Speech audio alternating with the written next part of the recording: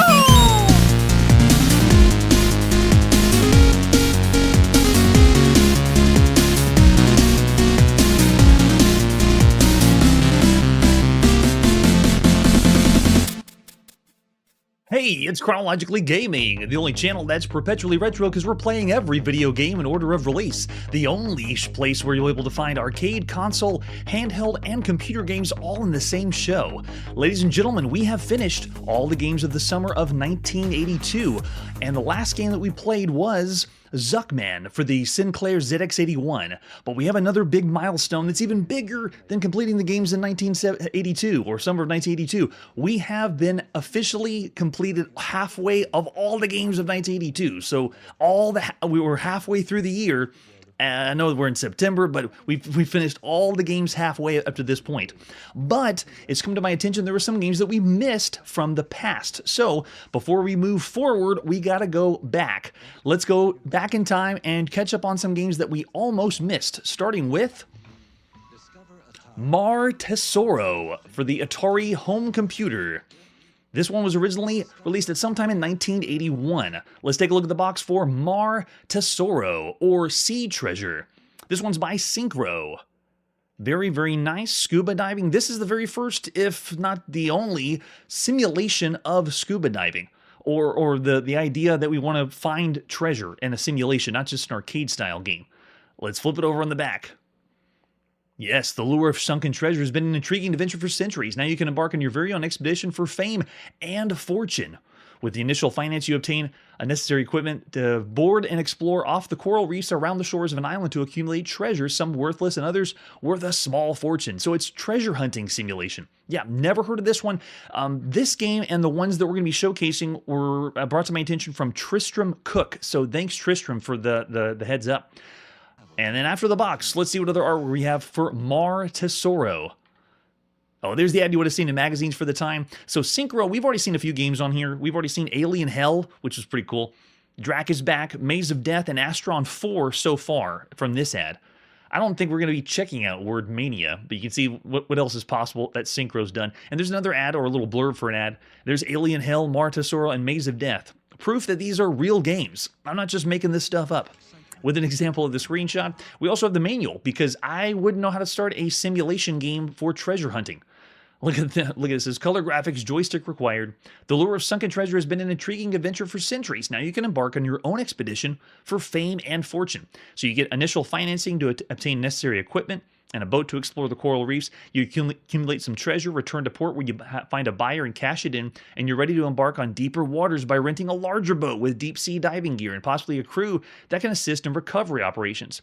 Treasures are richer as they are harder to reach and may even be buried under the sea floor. If you're successful in recovering sufficient treasure to cash in, you may return to port and rent a deep sea diving bell with crew and head for the open seas in search of a really fabulous fortunes. Let caution be your guide. As in real, true-to-life adventures, there's no guarantee of success. Only logic, strategy, and lady luck will help you prevail. Smooth sailing, Captain, and good luck. I guess they're putting in logic and strategy because it's a simulation game. I'm not familiar with this game at all. I already see in the chat, never seen that one from Arrow before, too. I don't know how popular this one was, but we're going to check it out anyway. So we have a daily rental rate that we can use the equipment. You may go alone as captain of the ship or hire a crew and a historian. All rental fees and wages must be paid prior to leaving the port for the number of days selected. If you choose to hire a crew, you must select a percentage of treasure found to share with them. They'll find work proportional to your generosity. And then it has the diving depth. Your scuba diver can go up to 240 feet. Deep sea diver 600 and a bell to 3,000 feet safely. Going beyond these depths are at your own risk. When the maximum safe depth for each diver is reached, an arrow will appear at the bottom of the screen next to the actual depth. If you choose to leave port alone, or if the diver gets terminated, you may start over and try again. So I guess you get to try as much as you want, but how do you know exactly where the treasure's found? Yes, right? Yeah, never seen this one. The historian counts as a crew member only for assistance in recovery operations. This is pretty much how much money you're going to get. That's why you want the historian there. The island's going to be different for every new adventure, so there's a slight randomness to it, but it's really not, because they're just changing slightly of what the island looks like, but not big. If you'd like to continue the same adventure, the island will remain the same, as well as the location of treasure you find. Your first point of departure will be plotted on the chart after your first referral to it, and you can return to port at any time. You'll be refunded for an unused full day's rental time. So you can do that too. Notice the simulation vibes here. But what I want to know is, how are they going to execute the simulation? Because we've seen menu-based systems that just let you select different things. You know, how much you're going to purchase, and then where you're going to go, and you just do a multiple choice. So how are they going to execute this one from 1981? So there's 10 buoy markers that can be used to plot on the chart, which I'm guessing there's a map then if you have a chart. And then they have locating treasure. There's many things to find in the sea. A diver may have to search along the bottom to locate possible treasure. Once discovered, a sound will notify the diver who must return to the ship. The object will be identified and estimated recovery time given. You must decide to make the recovery, drop a buoy, or sail on. Yeah, very detailed. A lot of information here. There's also recovery time to think about. How much coral, or several types of coral can be found, and then appraisal using the historian, and then they have even more notes about what's going to happen. Oh, don't confuse them with sharks or giant octopus. Wait, so how much action is in this then? I'm thinking it's not going to be too much. Let's pop in and play Mar Tesoro by Ted Clogs, published by Synchro at sometime in 1981. Here we go. Synchro scene looks just the same. What be your name, mate? Matey, my name be Chrono. Be back soon, Chrono. That means loading. I'm going to be fast forwarding through the loading. Almost done. Okay, we're going to wait for that because this is cassette if you were playing this originally. All right, so now you can use, interesting, we do have the menu to select the options we want to buy, and I can use the Atari VCS joystick, so I move up and down and select what I want. Let's say I want to go for a diver rig. Okay, bought that one. And then Historian. I don't know if I want that one. Let's buy crew members. They're 200 each. So all I'm doing is pushing the red button. So far, the interface is intuitive with the joystick, which is nice. I'm not using the keyboard. And then why not? I got the money. Do a Historian. Sure. We got plenty of capital.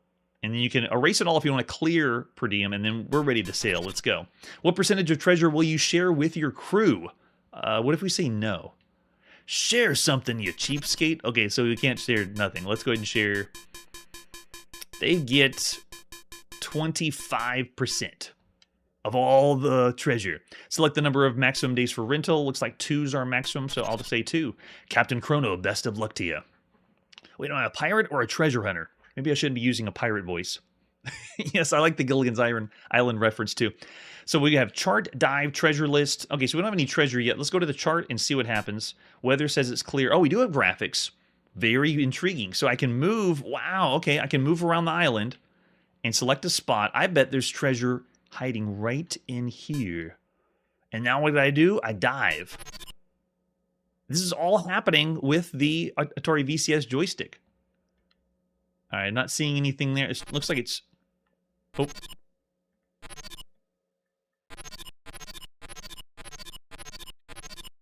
It says there's something here, but oh, I don't think I have the equipment to buy it yet. But look at this. It's actually graphics animated to move around and dive. So I can actually swim and move around. I am very surprised. Most of the time when we play a simulation game of this era, you're not going to get this much. Make it to recovery, drop the buoy, sail on, and then you can use the joystick for what you want. So I'll go ahead and make the recovery. Not enough rental time left. Oh, okay, so I can't do that. All right, we'll just do sail on. And now we can go back to the chart, move our ship to a different spot. Oh, we got something. Oh, that's the dock up there. Rental time is up, Chrono. Coast Guard escorts you to the port and confiscates your treasure. Our rating was 1, so we already died, or we already finished that fast. Do we want to say yes? Go ahead and go up, and then you begin again. Very, very cool. Okay, so really, really quick introduction of how the game works, but as far as simulation games go, this is pretty good. Yeah, I would have to. I actually want to play more. This isn't just the decide what you want from multiple choice menu. You are getting to use the joystick and move around the simulation and treasure hunt, and then of course make decisions like it's a strategy. Yeah, right. Yeah, it's not as intense as Utopia for the Intellivision, but for a home computer, it's still all right.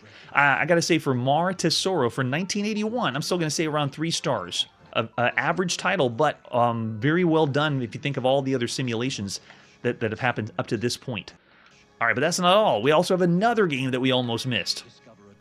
I'm so glad we didn't miss this one. This one is Manhattan from Data East, and I thought we had played or checked out every game from Data East. I want the whole set. So here we go. This is Manhattan. We're going to the arcade. Let's take a look at the advertisement flyer. There you go. Another one by the Deco cassette system, which means I'm probably going to have to fast forward because this is loading a cassette tape into an arcade game. A trampoline jumping game on the concrete jungle of Manhattan. So we're going to New York.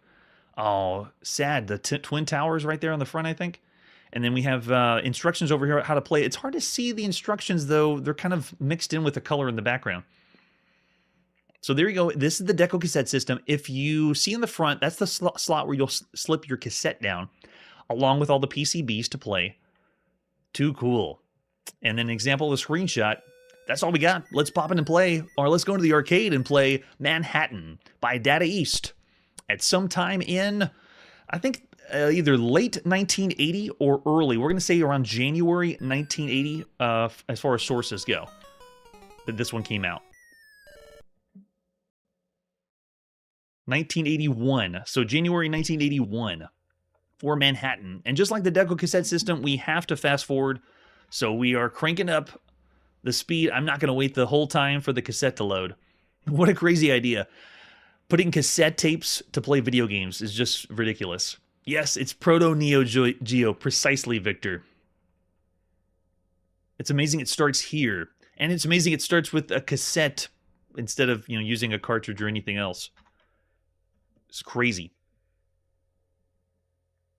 So very glad we didn't miss this one because I wanted to play everything by Data East, and I really thought we did. I'm surprised that this one slipped through. All right, let's see what in the world's up with Manhattan.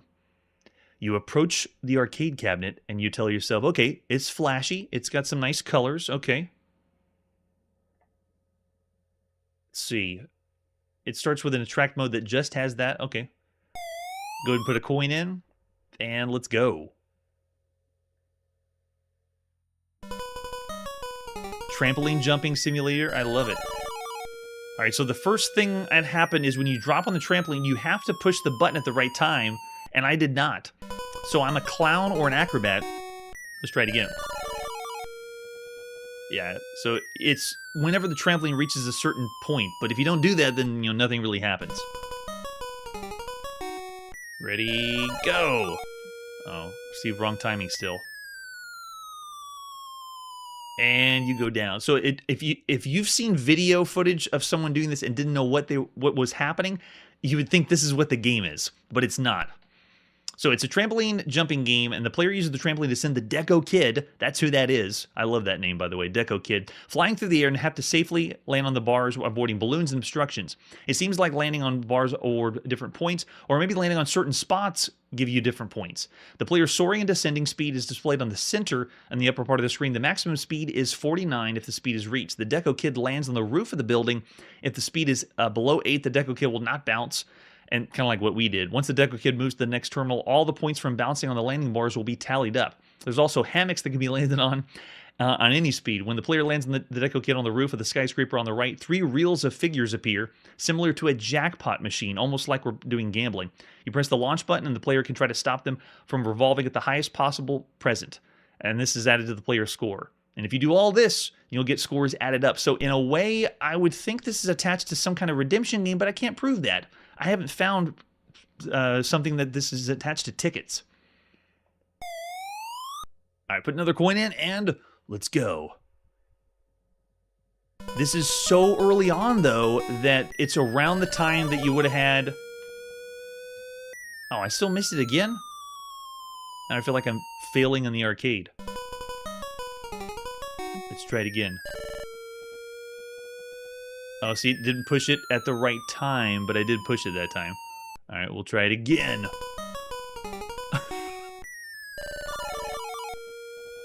Nope, it's still not going. I'm telling you it works, but the timing must have to be exactly where it needs to go.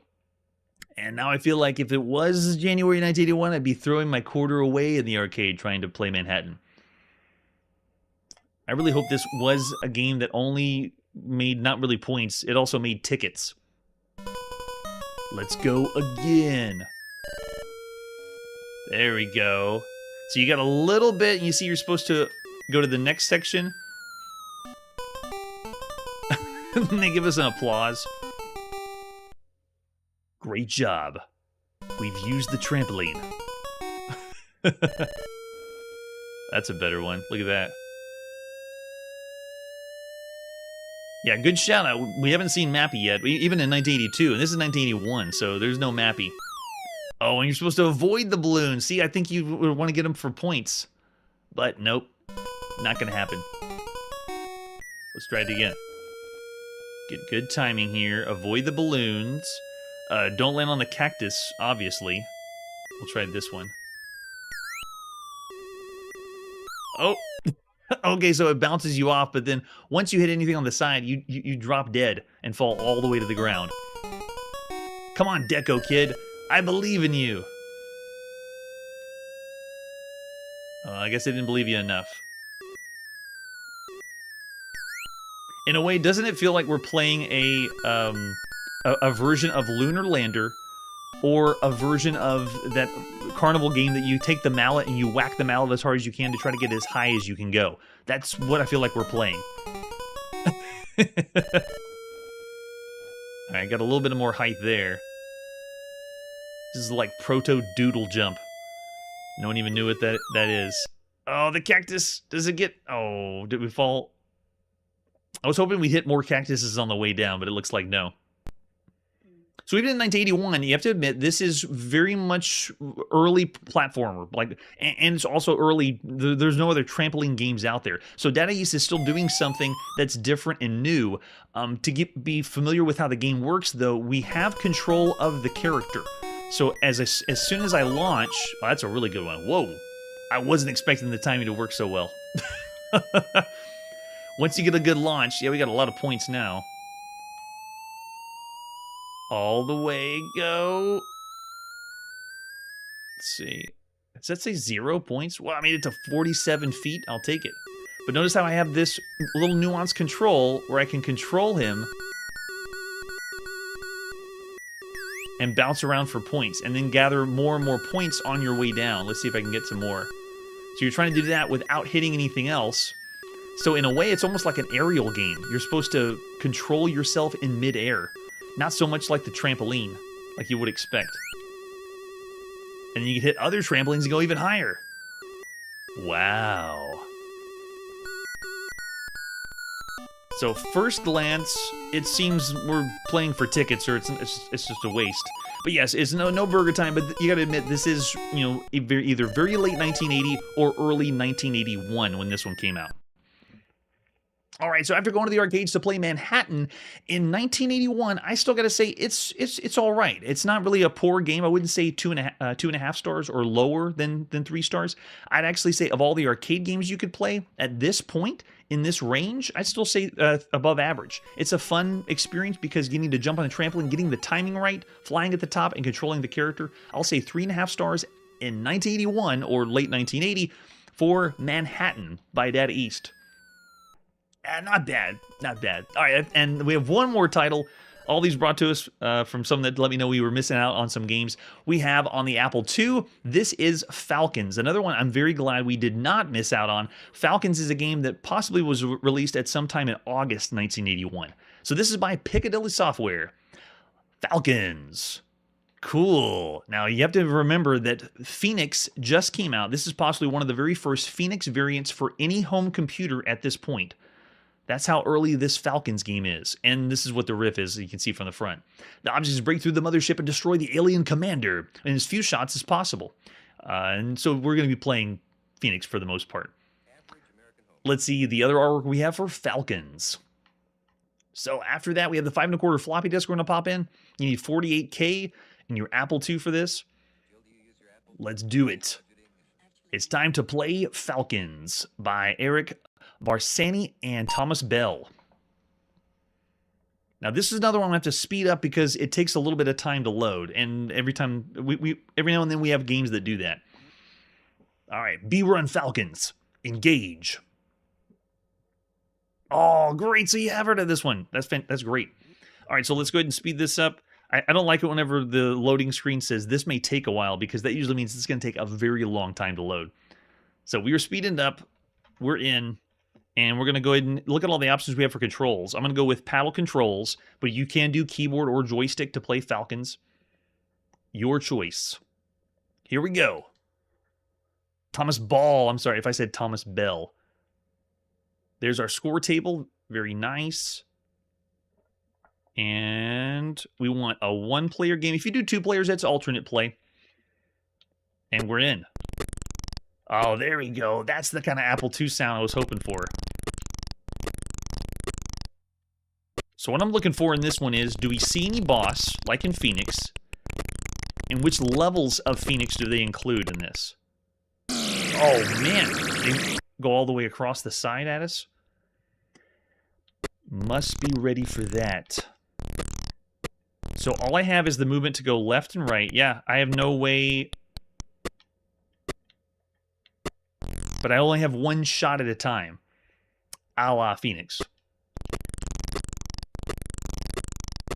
Yeah, we got a different variation at the top, but you can tell of the games we played for home computers up to this point, this is a really good, really well-made game.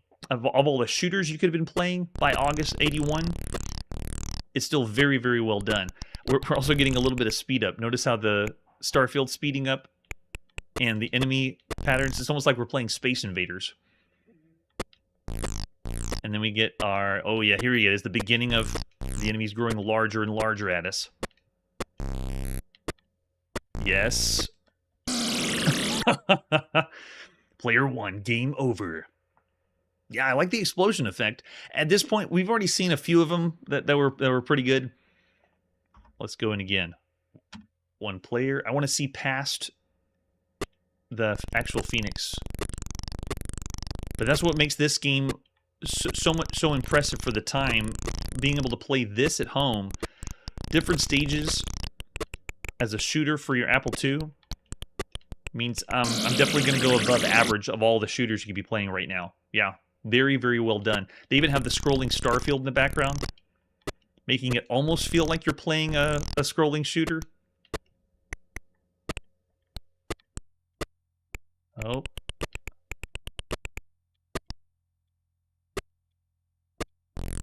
There we go. And plays well, and I like that when computer games give you options for controls. If you did pick keyboard controls, you also have the option to remap the keyboard to play something else. Well, that's true. I haven't tried to pull back. No, forward and back isn't working for shield.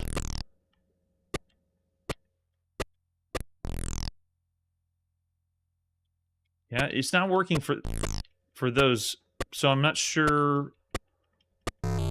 Yeah, from the controls that I've read, there isn't a shield option for this one. Wow.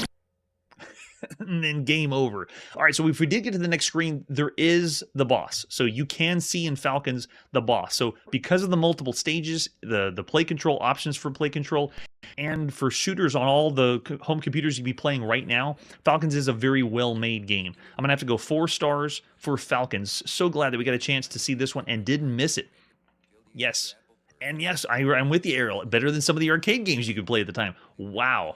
Ariel's even going to go 4.5 stars. Fantastic. All right, and with that, we've now finished the games we almost missed, and we are done with all the games in the summer of 1982. Let's see what's next in September of 1982. Starting with the very first game on the Apple II, this is Adventure at Windmere Estate. This one has no box, just a few screenshots. Let's just go in and play Adventure at Windmere Estate by Dennis N. Strong, published by Dynacomp. At the beginning of September 1982. And if it says adventure, that means it's text adventure. Hopefully it won't be loading forever. Let's do this. Yeah, I see Curtis throwing out some too. Yeah, I thought it was very well done. I'm very glad it was brought to my attention. And if there's any other games that we've missed even farther along in the past, let me know, because I want to be able to play or showcase all of them. Oh, it is going to take a little bit of time to load. So this one is another text adventure game that boasts 100 different rooms that you could play in. Welcome to the Windmere Estate.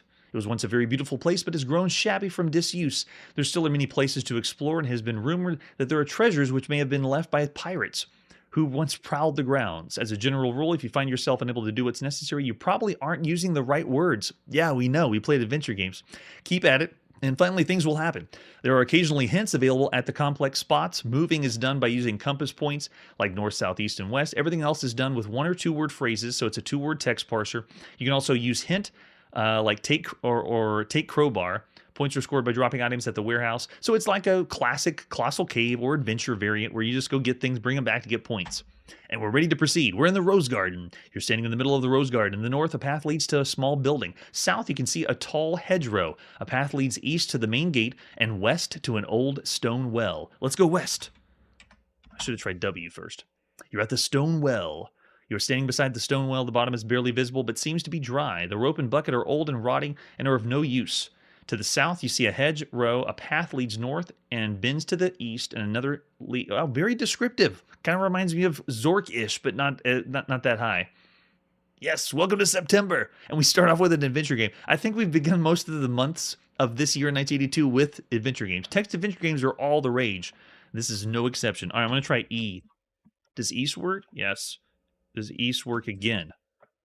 All right, the main gate. Although the gate's completely rusted now, the main entrance to the estate. Through the gate is a visible large low building. To the south is the gatehouse, and the path leads north along the stone wall. A gravel path leads to the west. Nice. Okay, so let's go ahead and go north. You're in front of a small building, what seems to be a groundkeeper's cottage. There's a path that leads east and west and south, and a door with 1 window visible on the ground floor. So you see how this is panning out. This adventure game, while it's saying it has 100 rooms or 100 locations for the estate, it's not really a big story. It's also kind of disappointing that it's not a haunted house. Like, we're just going to go explore an estate, find treasure, and then come back. And it has very, very simple puzzles. So if we continue on, you'll notice the puzzles actually make sense. So in one way, you could say it's not like a crazy complicated United Kingdom adventure game that they made it like as ridiculously possible and the puzzles don't make sense. This one, they actually do make sense, but so much to the point that it's very, very easy to figure out. So I'd still say we're not going to go any further. It's a very quick affair to play. I'm still going to have to say this is a fairly average or standard text adventure game, possibly even subpar considering all the other games you could be playing on a home computer. The adventure at Windmere Estate, I can understand why it was not preserved as well with the box and so forth. So I'm gonna have to go 2.5 stars of all the games you could play on across all the home computers. It's all right, but we played much better. And let's see what our next game is. Yeah, I'm with you, Psychosis. I say beginner too. And that brings us to our second game, The Adventure at Zodiac Castle, also on the Apple II. This one's another one that is the same developer. We're going to go ahead and pop right in and play. This is by Dennis and Strong, published by Dynacomp at sometime at the beginning of September 1982. All right. Looks familiar, right? I'm glad they give us a nice screenshot because that's all you're going to get. There is no other artwork. It's all text after this. This one has a little more interesting story than just going in a house and delivering treasure. It's using the same engine that Dennis created. And notice that they're not doing anything with Scott Adams or the Adventure International engine. Yes, the Pac-Man lunchbox. I'm sure there are a lot of people. Welcome to the Kingdom of Zodiac. It is small, but the very interesting kingdom. But very interesting kingdom. Wait, I didn't go to the next screen. I didn't get to finish the story. The story just flashed on the screen, meaning the story is not important. You're in a wooded glen, so this is fantasy-based. You're standing in the middle of a wooded glen surrounded by a dense oak forest. Narrow road leads to the through the forest to the east. So that's all I can go, straightforward? Okay, let's head east. You're at a crossroads. In an intersection of narrow roads, one leads west to the forest and east toward what appears to be a magnificent castle. The other goes north to a small cottage and south past a sign reading The Gilded Cock Tavern. I'm sorry, what? Let's go south. You are in the Gilded Cock Tavern. I apologize if you're watching this in the future. It has a different meaning for other people. The Gilded Cock Tavern is obviously used by the peasants. Yeah, obviously. The tables and benches are rough-hewn oak, probably from the surrounding forest. The floor is bare and also made of oak. There are a few bottles and kegs stacked behind the bar. Come on, Dennis. Dennis had to have known when he was programming the game what he was doing. You see a wooden keg of ale. Get ale. You take the wooden keg of ale and the lamp. We gotta have a lamp. We don't want to be stuck in the dark. We might be eaten by a grue. Wrong game, but same idea. Yes. All right, so let's go ahead and go from here. I think we need to get out of this tavern. The name is scaring me. All right, let's see. We got a few bottles stacked behind the bar. Can we just have to go back out? Yeah, we just have to leave. So you just go in the tavern, grab stuff, and then come back at the crossroads. And if I say look, it'll give me the description again, right? Yeah, there we go. And the whole thing's scrolling up. So it still gives it the feel that this is not the most crisp adventure game, but pretty still average or around the average range if you think of all the ones we played so far. All right, I'm just going to do a brief taste of Adventures at Zodiac Castle. I'm still going to say, just like the other one, it's a 2.5 star game of all the games you can be playing on a home computer. For adventure game aficionados, though, you can check it out. It's the beginner's version of adventure games. All right, and with that, let's see our next game. Here on the Commodore VIC-20 in the United Kingdom, this is Alien Soccer. Oh man, prepare your eyeballs for the front of this box. I don't know if those are aliens or melted gumdrops. That just looked crazy, crazy terrible. On your unexpanded VIC, by the way, with an example of the screenshot, it's time to pop it and play Alien Soccer. This is by Jeff Shiska, published by Rabbit Software, and then later in the United States by Luna Software, the beginning of September 1982. All right, so this one, we have the choice of doing paddle, joystick, or keyboard. Love the options. Let's go ahead and go paddle and see what happens. Difficulty level, let's do difficulty 3. Okay, we're in. Am I not able to move? Interesting. It's not doing the... Oh, wait. I think I selected the wrong thing. Let's do it again. Because it gives us the options for it. So I'm going to try it again with a different control option. Let's redo it. Yeah, cheap art not necessarily means bad game, but it's true most of the time in the United Kingdom it's that way. All right, let's do this again and go. Level 3. There we go, we're in. It is a side perspective view of, I don't want to call it breakout because I'm not really breaking anything. It feels more like I'm playing pinball on its side. The first breakout that was done by Steve Wozniak on the Apple II was the side version, tilted on its side version of breakout that's like this. But this one feels more like I'm playing pinball, popping the ball and paddles. So it's the same idea. It's a ball and paddle game, just like Pong. At this point in the history of all the games we played, we've seen 90 different ball and paddle games or Pong-like games like this. So it's nothing new. I'll go ahead and slow the difficulty down. Doesn't it feel that way? It's not really foosball because it's only one player. And all we're doing is racking up, we're just racking up points almost like we're playing pinball. So at this point in history, some of the best ways to play ball and paddle games one of them was on the Atari 800 called Clowns and Balloons. That was a fairly good one, but the best of the best so far is on this home computer. On the Commodore VIC-20 is Pinball Spectacular that HAL Laboratory did. That was one of the best ones you could play up to this point. So on the VIC-20 alone, though, there's better ball and paddle games than this one. It's not as good as Super Breakout, and if you think of the other home computers out there, I would even say Throw the Wall, that's on ZX Spectrum, is a little bit better than this one. The control options are kind of nice, but we do get the option to speed it up. How fast does this sucker go? If I do 5, what's it like? Oh, gosh. Oh, yeah, it's almost unplayable. It's so fast if you do skill level 5. Yeah. Or you're very good at it being random. Wow. Fast game over. It still feels like I'm playing pinball and not really ball and paddle or Pong games. All right, let's try it. What about level 1? The slow one. Still get 5 lives or 5 balls to bounce around. And I did see it was changing the board up a little bit, but you can tell it's not really enough to be as impressive as the other titles you could be playing on home computers.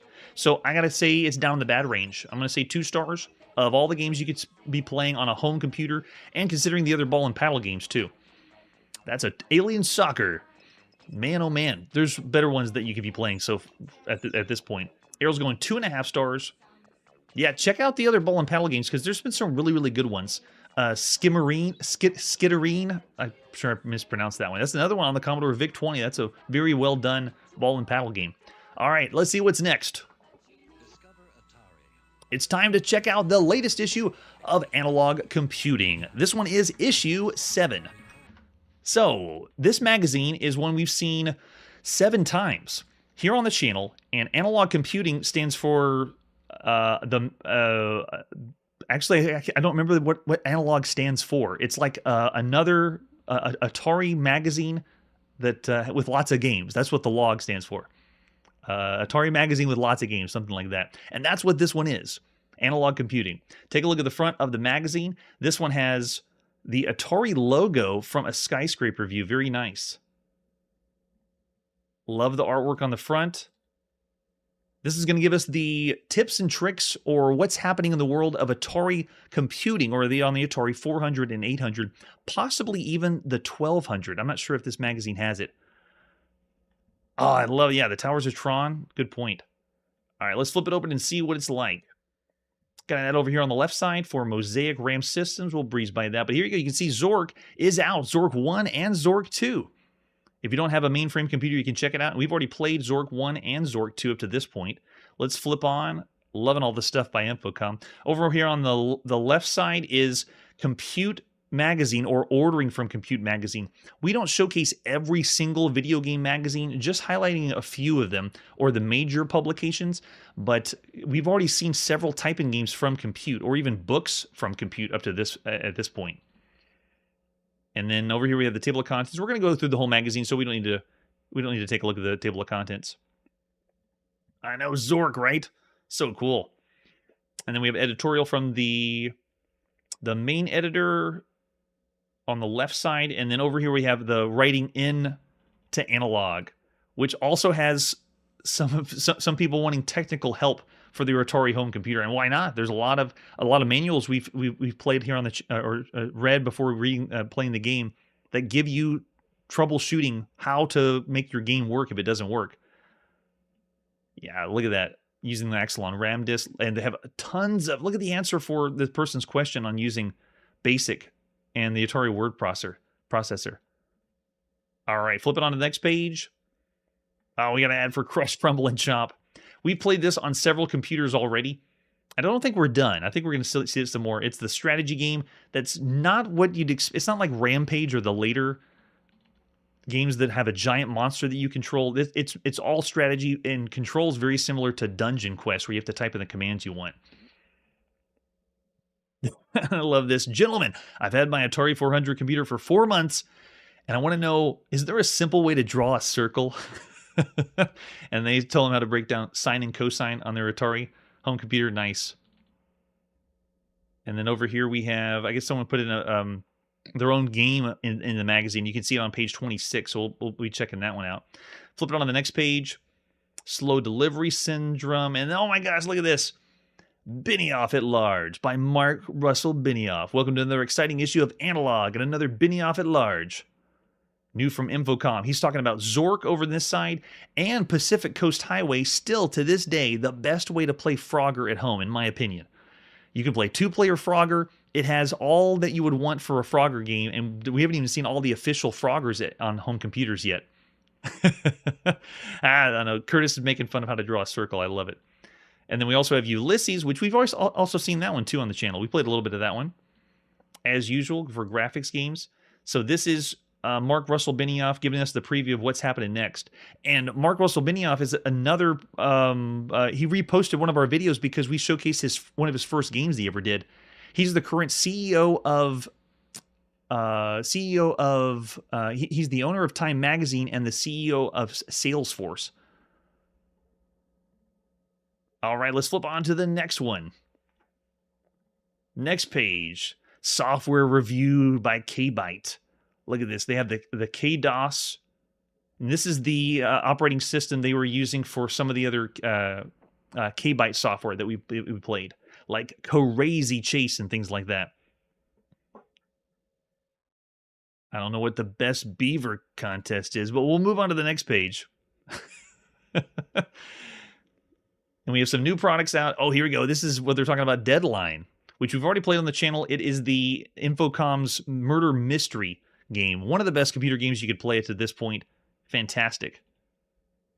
I know, right? I don't think there was as many viruses or as prevalent viruses. At least, you know, there's no internet back then. But yeah, you still could have a sick computer.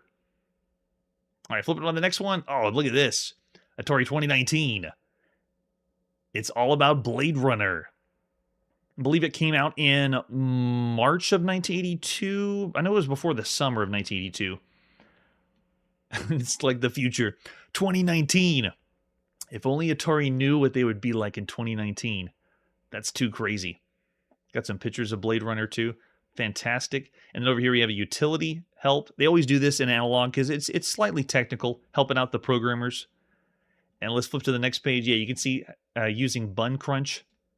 Flipping to the next one, still more of the program. And then we have assembly language over here on the right side.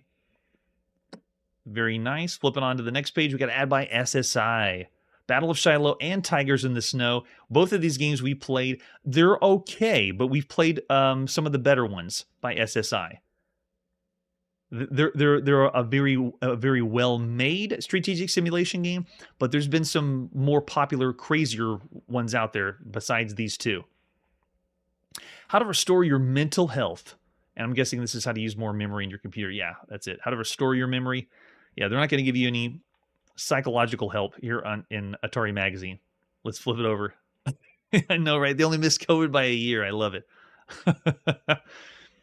And then over here we have an ad for, very interesting. What is this? What is Airstrike? Because We haven't played this one on the show, and I'm not familiar with this one. And when I looked this up on Atari Mania and Atari Age, they don't know what Airstrike is either, so maybe it had its name changed. We have seen what looks like in the picture a scramble variant, so maybe that's what it is. But keep on the lookout for Airstrike and let me know if it's a game we should have seen so far. All right, let's flip it on to the next page. We got the Program Doctors, and they're doing the review on Raster Blaster, a really well-made pinball game. Great pinball titles or virtual pinball that you could play. Really, really nice. The Program Doctor just basically tells you how to play better. And you notice that they have their rating scale too. They're giving this one out of 10, concept 8, originality 7, challenge 9. Yeah, high ratings all around, and I agree. Raster Blaster, I think we gave it 4 stars when we came out. Oh yeah. That's right, top company. Strategic and D&D as well. Yeah. All right, so over here we got some ads for some other applications. We'll flip by there. And then here we got tons of games that we've seen. There's Pacific Coast Highway, Canyon Climbers, a fantastic game, Mouse Attack, Slime, Nautilus. Oh, yeah, these... now, if you look at Canyon Climber, that was one of the best ways you could play a Donkey Kong game. It's not like Cannonball Blitz. I say Cannonball Blitz would be a better way to play Donkey Kong, but Canyon Climber is still very well done. Mouse Attack is like Pac-Man. Slime is the, I think that's Datacomp, or Synapse, sorry, Synapse software. Slime isn't one of the best ones that Synapse has done. Nautilus, though, wow, Nautilus is fantastic. One of the best games you could play up to this point is a split-screen game where one person gets to control a submarine, and the other person gets to control the destroyer. Then we got Caverns of Mars, fantastic game to play at the time. Crossfire is like a... it's like the top-down maze game that we've already seen up to this point. Plenty of games like Crossfire, but it's well done. And then over here, I think is all the educational and application software. We'll flip on to the next page. Oh, this is great. This is Dino Battle. Now, this is coming for the first time on the Atari home computer, but Dino Battle we've already seen on the show. This was out on other magazines before Analog put it here, and we played Dino Battle. It's essentially like they're trying to play or make Dino Wars that was on the Coco, but for the other home computers. This is definitely not Dino Wars. It's not up to that level of polish. I say it's a bad game. But a cool game if you wanted to spend the time to type it in. Look at all that. Let's just spend some hours, type it in, Dino Battle to play. All right, flip it on. There you go. More about Dino Battle, but we'll keep going to the next one. Next one, you have Race in Space. And this one we saw in 1981. So already played this one. Great artwork here, though. I like that. And then we have some other stuff from Weston Software on the right side. Every now and then when I'm preparing for the show or preparing dates, I'm going through the magazines and looking up every game that comes in the magazine and doing my best to see if anyone on the internet has any information about the game besides the magazine. And so you can see here they're going through several games here. A lot of times when it breaks down slower games or there's not a lot of information about the game, then it's usually lost to time, which is too bad. All right, let's keep going. What does Analog got for us? Oh, this is just some code for faster character dumps. Helpful if you're a programmer. Let's keep going on to Sound Lab. Don't have that. And then keep going to... Oh, here we go. This is the Scott Adams Adventure Series. His overview. Scott Adams is at it again. This is the artwork that we've seen for the new version or the Scott Adams Adventure games. Let's see what he says. The bottom of a deep chasm. Yeah, he's doing the adventure... What adventure games are. You run into a barrier, not able to discover more rooms. Don't give up. And you have to give up. It's text adventure games. Hey, Ariel, thanks so much. I appreciate it. Yeah, this is the artwork they had for the Scott Adams graphic adventure games, which we've seen all of them up to, I think, the 5th one they've remade on lots of computers. All right, flip it on to our next page. This is... I want to know what this is, actually. This says it's the voice box for the Atari home computer. And at this point, we haven't seen any games that use the voice box. If this is an actual peripheral that other games used. It's called the Alien Group that made this, and it's supposed to allow you to talk from your Atari home computer. So hopefully we can see some games that utilize that one. And then we go into more application software. We're not going to talk about budget worksheets. Moving on to the next one. We got multiprocessing on your Atari, which that's pretty cool to have multiprocessing. I can't believe that's possible in 1982. And while this magazine is the publication September 1982, we all know that the magazine came out earlier than that, or was available more than that. And over here we got the back issues of Analog. If I could go back in time, I'd tell people, quick, buy all the back issues so we don't lose any. And let's flip on to the next page. We got the program doctors at CES. What's happening at CES? We got Crazy Critters. We've already seen that one. And K-Star Patrol. Very well done on the Atari. And Crazy Antics, like I mentioned earlier, all by K-Byte. And I believe it was because they're showing off their new operating system that's using to load it up. And then we had to check out the Atari booth and their new 5200 Super Game System. So this is the first time that they've referred to it as the 5200 because at this point we've only heard it called the Super Game System or the Atari Super System. So this is the first reference we've seen them calling it the 5200, which it still isn't out yet. The ColecoVision is. And now the 5200 is the other console we're all excited for, at least Atari fans are excited to see. Not out yet. And then we got some educational titles like Juggles House and Juggles Rainbow. Oh, good. Okay, so yeah, we will see the voice box for that one. Great. Because we've already seen voice boxes on other home computers like the Apple II, and then, of course, on consoles. And then here we go. We got the direct modem link for the Telelink on Atari. Connect your modem. And we also have prices decreased for Asteroids. Okay, prices going down. The 400 dropped to $300. Very nice. This is so cool getting like a article of what it's like to be at CES, the Summer Consumer Electronics Show. And the last place they stopped was Thorn EMI, a very well done, or a very great developer and publisher for the Atari home computer in United Kingdom. And let's see, they're supporting, their darts is what they got, and pool programs. Those are really good. Let's see if they have more about that. Oh, yeah, Submarine Commander. Nice. Jumbo Jet Pilot. Yeah, we played all these. And then soccer. We haven't seen soccer yet. It's coming up really soon. Yeah, Kickback, I think is what it was called at some point. And then we have the snooker, Super Cubes. Yep, we've seen most of these by Thorn EMI.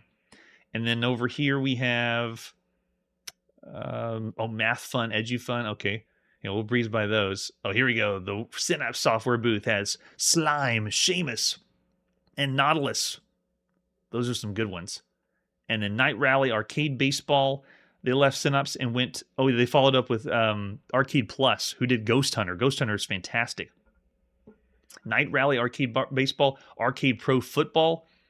And they said a Pac-Man phone to go with your Pac-Man lunchbox, I guess. And then the infamous controller the Atari makes. Have you had to replace one? The Command Control. And then we have over here Epics with Crypt of the Undead, The Nightmare, and see, these games, King Arthur's Heir, Escape from Vulcan's Isle, all these we've had sprinklings of, but we haven't got the full releases of yet. So we've showcased some of them on the channel, but we're going to be seeing the rest later. The CES, or Summer Consumer Electronics Show, is kind of like the preview of what's going to be coming for the rest of the year. Wow, 600, that's amazing. Oh, yes, right there, the 2600. Yeah, thank you, Joshua. All right, so we also have lots of games that they're showcasing from the CES show. That's so cool. All right, so over here we got, what else is coming out? Yep, Rockland's going to be bringing Deluxe Invaders, Wizard of War coming out, and Gorf. So like games we haven't seen yet, those are going to be coming soon. And it's just exciting that it's coming up. And over here we got an ad for Moonbase IO. This game is very unique. Whenever you play this game, it plays the audio of people talking while you're playing the game. It's a game we weren't able to showcase correctly on the show, so I gave links of someone actually playing the cassette tape while the game's being played. Really, really unique idea. Moonbase IO, check that one out. And then we have complex data structures. Nope, breezing by. We're not programming. Get to the games, man. Ah, here we go, Atari VCS. Okay, so we got several titles of VCS announced in the electronic show. Soon to be available is Atari's Demons to Diamonds. It's a kid's game designed to increase hand-eye coordination. Demons to Diamonds is a kids game designed to increase hand-eye coordination. Atari is insane. They are insane. We've already seen Demons to Diamonds. We've already seen Math Grand Prix and Berserk. We've already seen that one. But they also say Star Raiders is coming out soon, and that one's really close. I think we're going to see that in a few episodes. Works well on the VCS, as well as football, home run. It's now called baseball. And then they said they saw Frog Pond, volleyball, and Raiders of the Lost Ark. We're going to be seeing that one soon. Adventure 1 and Adventure 2, which I don't think we're going to be seeing Adventure 2. Maybe we'll never see that one. And then we also have, oh yeah, a new company. Arcadia is coming, and we've already seen Arcadia with the release of all of the plugging in your cassette into another device that's the add-on for your Atari VCS. There it is. The Master Cartridge. And there it is, the price we were asking about. $70 is what it says here. And then the titles Fireball, Communist Mutants from Space, and Phaser Patrol. We've already played those 3. And then we have 3 more games that will be coming out later. And then we also have from Activision Mega Mania coming out soon. Haven't seen that one yet. And then they're going to follow Star Master and what was the other one? Oh, Chopper Command. Or Chopper Command? Or Chopper Commander. I thought it was Chopper Command. Maybe they're saying it wrong. And then we also have more games, all this stuff coming out for the Atari VCS. Spectravision is going to bring out Planet Patrol and Gangster Alley. We haven't seen that third-party software. And then 20th Century Fox, we haven't seen any of their games yet, but they're coming out soon too. Deadly Duck, Beanie Bopper, all this is coming. Tiger Electronics, their new games are River Patrol, Marauder, King Kong, and Jawbreaker and Threshold. And yet we've seen those. Jawbreaker's coming that we're going to see on the show really soon. And then Magic has, after Demon Attack, Cosmic Arc Atlantis. So we're going to be seeing Demon Attack very soon too. It says, incidentally, Demon Attack will be available for the Atari computers shortly. Yes, it will. And then we have US Games, which I don't know if we're going to see that one anytime soon. Lots coming out. I like how they do that. Even though this is a magazine for the Atari home computer, we still get to find out what's happening in the world of the Atari VCS. All right, so over on the left side, we have Artworks with Golden Gloves, another game we're going to be seeing soon. The magazine's like telling us the future. Man, it's great flipping through these magazines, getting an idea of what it was like to get excited for the video games before they come out. And then we have some more tutorials, really nice, showing some 3D graphics, love it. And then another game called Triple Threat Dice. We won't be playing that one. As well as stereo graphics package, that's pretty nice. Yeah, there we go. And then we have the Atari crossword puzzle, as usual. Oh, that's so cool, Errol. Yeah, I'm loving flipping through, getting the feel of being in the culture or time that this is in. Like we're there. We're in September 1982, checking out the magazine. Yes. And then on the back, we got an ad for Preppy. Preppy is a game, another one we're going to be seeing right around the corner. I did say that we've been through half of the games in 1982. That means September, October, November, December. There's all these games that are going to be crunched down at the very bottom of it. We're going to be playing so many games all at once. It's just going to be piling upon itself.